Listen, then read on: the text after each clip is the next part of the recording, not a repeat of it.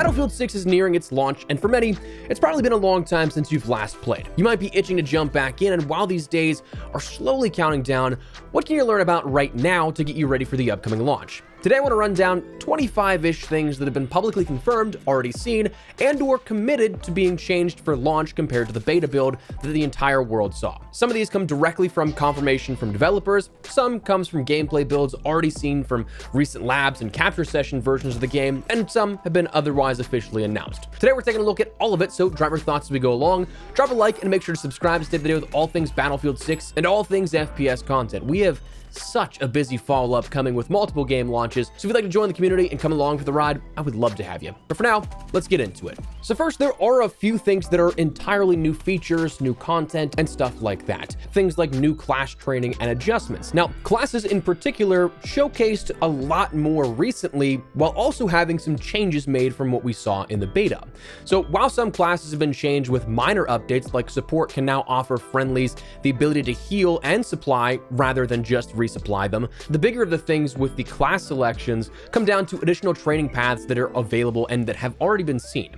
In the beta, we only had access to one of two that come along with each class, but recently both were seen, and these will of course carry over into the launch of the game. Assault now has frontliner and breacher training paths, Engineer has anti-armor and combat engineer, Support has combat medic and fire support, and Recon has sniper and spec ops. Now, in the interest of time, we'll showcase those sort of skill trees on screen for you, but we've already broken down all of these in a recent video, so just as a sort of refresher, they have changed, they have added more. Annotated on screen, you can check out the full video, but just know there are more to classes than what we saw in the beta. Now, when it comes to weapons and gadgets and all that, we also saw a lot more added here for this. And again, in the interest of time, because we have broken these down in more detail in prior videos, you have things like the assault rifles of the M433, the B36AF, the SOR 556 Mark II, AK-4D, TR7, Cord 6P67, NVO 2280, L85A3, carbines of the M4A1, M277, AK-205,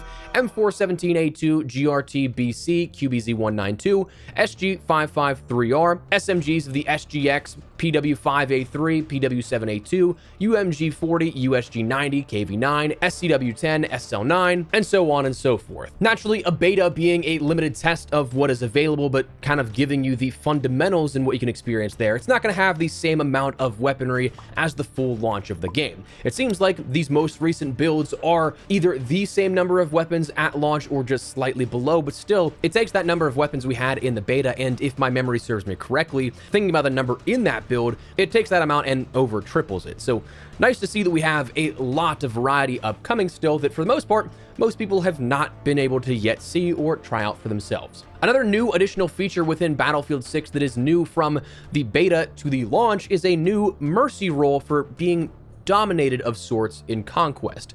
Now, if your team is unable to capture a flag before the timer ends, they'll automatically lose the match to prevent them from being spawn trapped endlessly.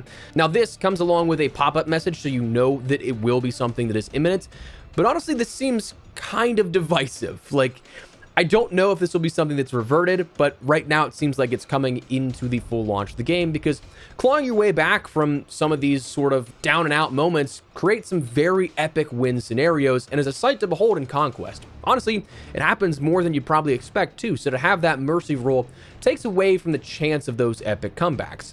I get you're trying to save the team from being stopped, but at the same time, you take out that entire flip side of that where you could have this epic comeback. So far, it seems like the reaction has been more so like leaning towards people don't like it, so we'll have to wait and see, but I think this is just one of those things that we do have to see in action more. I think it happened once in one of our recording sessions here early, but I also wasn't paying a ton of attention. I think I like stepped away to grab some water or something, but that is a new feature coming. And finally, on a more minor perspective, one thing you may have noticed in recent thumbnails, in some of the gameplay, is there's now new dirt and blood splatter on weaponry, which visually I think is a really nice touch, and is something that just shows that sort of attention to detail. Let's talk about some gameplay changes from things that you may have actually noticed in either recent gameplay or that you will notice once you jump into the full game from the beta experience. Firstly, unspotted versus spotted enemy icons. One of the big things that was a big problem with the beta was the visibility of the diamonds or Doritos above enemy model heads. This was something that was a dead giveaway, and for a lot of players, it was like, this is making visibility way too easy to spot. And honestly, there were so many engagements where I was just shooting right below a diamond that I didn't actually see the player and still get the kill. So it was definitely a problem in the beta. This was something that was mentioned it would be adjusted, and now when it comes to that initial visibility, it seems like they've scaled back how far that will actually go out before that icon is seen. But also when it comes to spotting, you're going to have something that is a sort of hollow diamond if a player is unspotted or not visible to other teammates at that point, and a fully filled in diamond will be something that does mention that they are spotted to you and your teammates. So it differentiates that immediate diamond above player's head and changes the visibility perspective a tad. So that's something you'll probably notice here when jumping in, or that you've seen in recent gameplay. Health regeneration was also adjusted, where the health regeneration is now 10 HP per second after that initial delay in when it starts again. So that's something that makes it a tad slower on that regeneration process, which you might have to take into account when taking a gunfight. Aim assist was also something that was adjusted, where it's slightly different now at this point, and it was mentioned at Ripple Effects evolution of aim assist. They've stated, we're going very light with aim assist. We're not adding rotational aim assist. We've actually removed snap zoom. We want to humanize aim assist, as we call it here internally. So that's a big thing for aim assist and the discourse around it in recent years, especially if you look at the competitors in the industry like Call of Duty, which has such strong rotational aim assist. A lot of people are like, okay, well, it's just going to aim for me, so why are we even trying? This is going to be something that tries to bring that down, and from seeing the reactions from recent play sessions, it seems like it is a much better variation of aim assist compared to everything you'd see on the market. So that's a positive, at least. Next, let's talk about some class changes here, because there are a few things that you'd notice immediately. The Assault class now, of course, has the deployable ladder. That you can either end up taking in a ladder or a sort of ramp mode, where if it's on a lesser incline, you can just end up walking up it. You can still have your gun up and take an engagement. However, if it's a more vertical scaling that this is attempting to do, you end up going into ladder mode, where you do climb up it and you are essentially a sitting duck. If somebody ends up shooting at you, you cannot shoot back, but it's a gadget that's going to be, I think, incredibly useful for getting the jump on players that may be in those annoying positions you can otherwise find hard to reach. Nice little flank point. The supply bag is something for support that now no longer has that circular indicator there. That in the beta was abundantly spammed, so it got really annoying to see that. And additionally, progress no longer resets when refilling items from the supply bag, whereas things like the grenades are what I noticed the most in the beta, where if you were even just a hair off of getting that refilled, if you jumped out of that circle of range, it would restart from the very beginning. This will instead just pause the progress now and resume from where you left off once you get back in that range. And finally, the Defib actually got a visual cue as well, where this now adds a spark to indicate a successful revive, whereas beforehand, you kind of had to, if you didn't see your player get up immediately, you kind of had to guess or look for that HUD notification that was, if you were doing anything else at that time, thrown right into the mix of these sort of pop-ups of successful things. So nice to see that now visually in an easier to identify manner. Let's talk about weapons, because there were a little bit of weapon adjustments made here.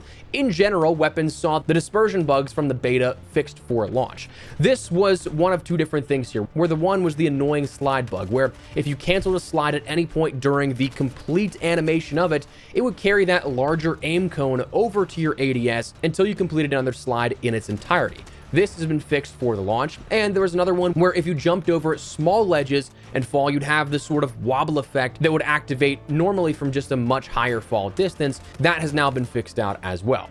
Recoil and firing characteristics are more accurate, reflecting specific weapons. Range profiles are now more accurate to what the weapons should be. So like if you're taking a longer range weapon, it will feel better over that long range, as opposed to if somebody took like a medium range weapon and it started to uncharacteristically excel at that long range. These have been ironed out, so there's more definition to those weapons you're taking. The M87A1 shotgun will now no longer one-hit kill and has a larger spread associated with it. sniper scope glint has been dialed back. It's now no longer absolutely blinding. But one thing also going along with snipers is that snipers will now have to manually spot players to mark them for the rest of your team. And finally, attachment changes. We saw some adjustments and additional attachments granted, where we have muzzle brakes and the flash hiders now having trade-offs of either being spotted or not spotted in using both of those. The muzzle brake will spot you for players versus the flash hider not spotting you. Movement mechanics, we saw the sliding and jumping being adjusted, where that was a big gripe of the beta. The slides still can be viewed as fast depending on who you end up asking and what perspective of the slide you do see, but the jump out characteristics have been greatly toned down, so you're not getting that sort of movement exploit that was coming out of the beta. Firing while jumping and sliding inaccuracies have also been added to make it a bit more, not necessarily super realistic, but to make sure you're not abusing those in gunfights.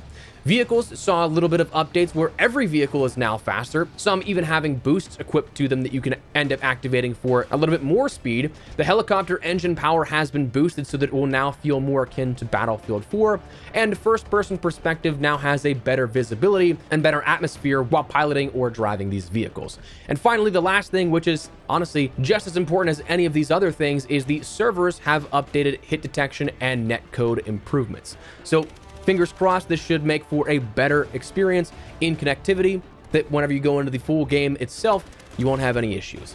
But that is, again, like 25-ish things here that we saw from the beta that has been confirmed or already seen implemented in the Battlefield 6 newer versions going into the launch. So wanted to fill you guys in here and talk about some of these things upcoming, because we are just over a week away at this point from the Battlefield 6 launch. We are very, very close. A lot of things are going to start coming out here in the next couple of days, so we're going to have you covered with absolutely everything. But for now, drop your thoughts, drop a like if you guys enjoyed the video, and make sure to subscribe for more Battlefield 6 coverage as we gear up for the launch and beyond. I'd love to have you in the community. But for now, thanks so much for watching. Mine has been Espresso. I'll see you later. Take care, and peace.